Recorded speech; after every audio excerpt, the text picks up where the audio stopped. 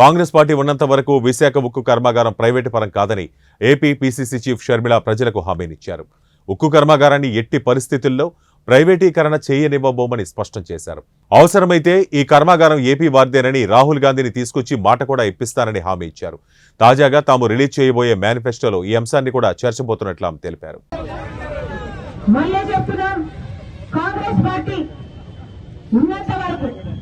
Visakha steel plant ని privatise చేయడానికి మేము ఒప్పుకోం.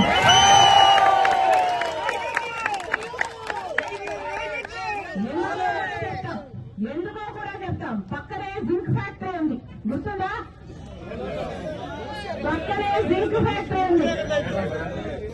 దాన్ని తీసుకెళ్లి వేదాంతాకి ఇచ్చారు, ప్రైవేటైజ్ చేశారు, వేదాంతాకి ఇచ్చారు. ఇప్పుడు జింక్ ఫ్యాక్టరీగా ఉందా? అంటే అంతమంది ఎంప్లాయీస్ వాళ్ళ జీవనోపాధి కోల్పోయినట్టే. అంటే ఇప్పుడు జింక్ ప్లాంట్ లో అసలు ఉపాధి లేదు. ఇప్పుడు వేదాంతాకి ఇచ్చారు, వాళ్ళు రియల్ ఎస్టేట్ చేస్తారు. అదే జరగబోతుంది ఇది కూడా. దీన్ని ప్రైవేటైజ్ చేస్తే ఈ 30,000 కుటుంబాలు రోడ్డున పడతాయి. ఆ తర్వాత దాని పైన అసలు దీని కెపాసిటీ 20 మిలియన్ టన్నులు. అంటే డైరెక్ట్ గానే 1,00,000 కుటుంబాలకు ఎంప్లాయ్మెంట్ ఇచ్చే ప్రాజెక్ట్. అలాంటప్పుడు దీని మీద ప్రభుత్వాలు ఎంత శ్రద్ధ పెట్టాలి?